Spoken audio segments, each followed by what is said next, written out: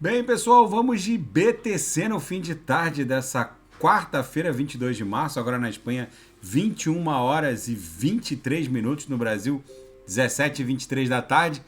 Vocês vejam que a BTC ficou volátil com o discurso do Jerome Powell e a decisão do board do Fed em aumentar em 0,25% as taxas básicas de juros. A gente veio lamber aqui a última lower na nossa banda de VWAP semanal. Eu tô na banda, eu tô no 4 horas ancorado pela banda de VWAP semanal. É muitíssimo provável que a BTC volte aqui para o patamar próximo de 28 mil dólares e aqui ela siga acumulando. No gráfico mensal, onde cada candle aqui representa um mês, vocês vejam que a gente bateu exatamente na mediana do canal de Keltner no mensal e aí a BTC deu aquela travada. Então no 4 horas a gente estava se desdobrando em 5 ondas, mas agora a gente deve acumular numa outra figura.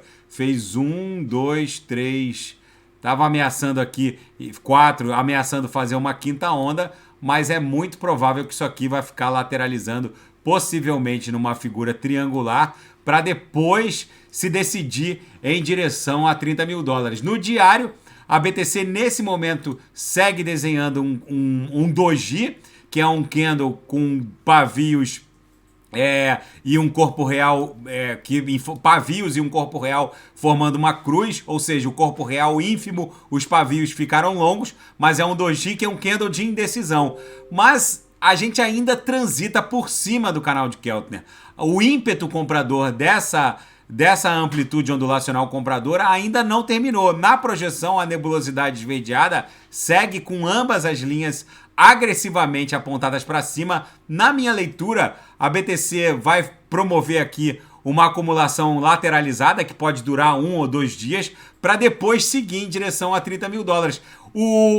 Essa pernada impulsiva em direção a 30 mil dólares, na minha leitura, ainda não se encerrou. Muita gente está achando que a BTC vai enveredar numa onda corretiva, mas ela só deve fazê-lo quando bater 30 mil dólares. Segue totalmente vigente o nosso prognóstico em direção a 30 mil dólares. Vocês vejam que a gente mal incursionou para dentro do canal de Keltner. Fizemos a mínima nessa corretiva em 26.601, ou seja, segue completamente vigente o prognóstico inicial para 30 mil dólares. No intraday, a BTC ficou violentíssima. Vocês vejam que a gente ficou basicamente o dia todo desenhando uma reguinha e aí com a proximidade da fala do Jerome Powell e a divulgação, a confirmação das taxas em 0,25, ficou nervoso o negócio, chegou a estressar a upper e aí acabou esgarçando a lower. Agora ela deve acumular e voltar para o patamar da VWAP,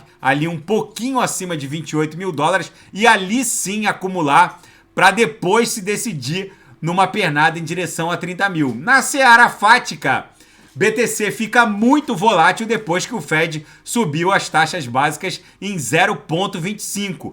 Porém, o Jerome Powell sugeriu que agora a política deve mudar. Já já eu vou falar sobre isso. O fundador da Tron, o Justin Sun, é processado formalmente pela SEC, pela CVM norte-americana, por acusações de emissão irregular de títulos e valores mobiliários e manipulação de mercado. As acusações envolvem a TRX e a BTT.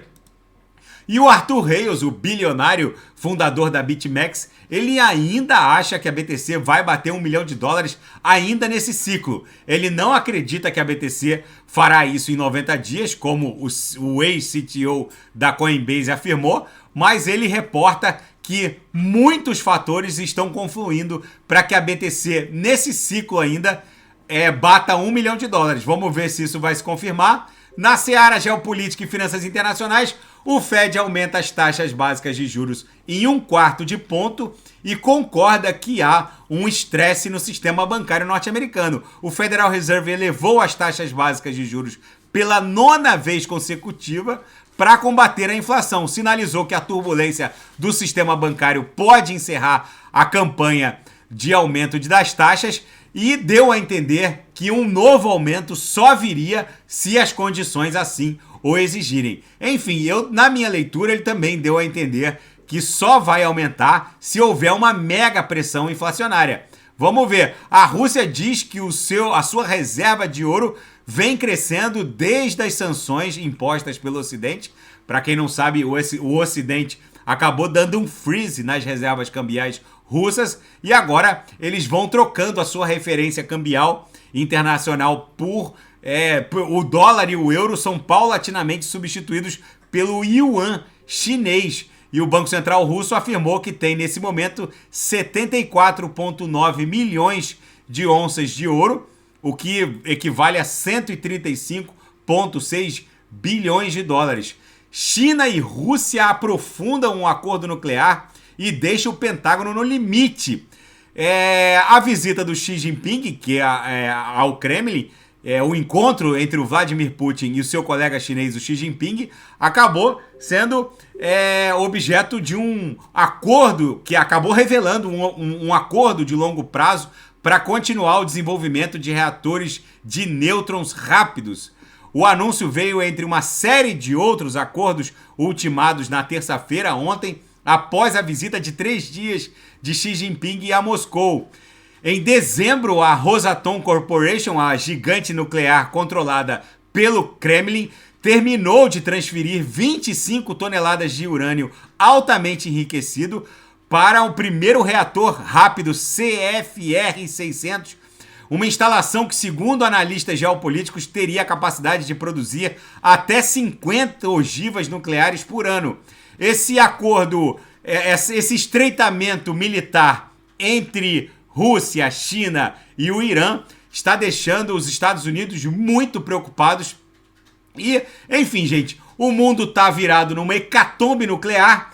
Essa fala do Jerome Powell, na minha leitura, favorece a BTC. Num primeiro momento, a gente vai ver uma certa turbulência, como aconteceu, da gente beijar aqui a Lower, mas ele deu a entender que novos aumentos na taxa básica só viriam se as circunstâncias assim o exigissem. Ou seja, ele deixou no radar que a campanha de aumento talvez tenha chegado ao fim.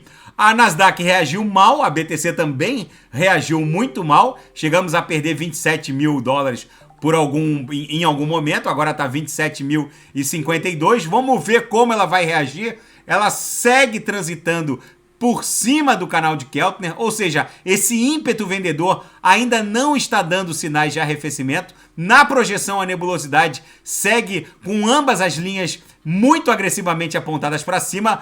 A BTC normalmente só caminha em direção à nuvem quando a gente abre 2 quadrantes de espessura aqui na nebulosidade na projeção, o que ainda não aconteceu. O doji, que está se formando, segue fortemente comprador, ou seja, isso aqui é um candle de indecisão, mas ainda segue comprador. Vamos ver como a BTC vai se comportar nos próximos candles aqui no diário e no 4 horas. Na minha leitura, segue totalmente vigente essa nossa sequência ondulacional de Elliott, tanto no 4 horas como no diário, em direção a 30 mil dólares. Se nada fugir do script, eu volto amanhã para analisar a própria BTC. Fiquem com Deus e quem quiser sugerir alguma análise, é só colocar nas mensagens abaixo. Grande abraço, fiquem com Deus, até amanhã.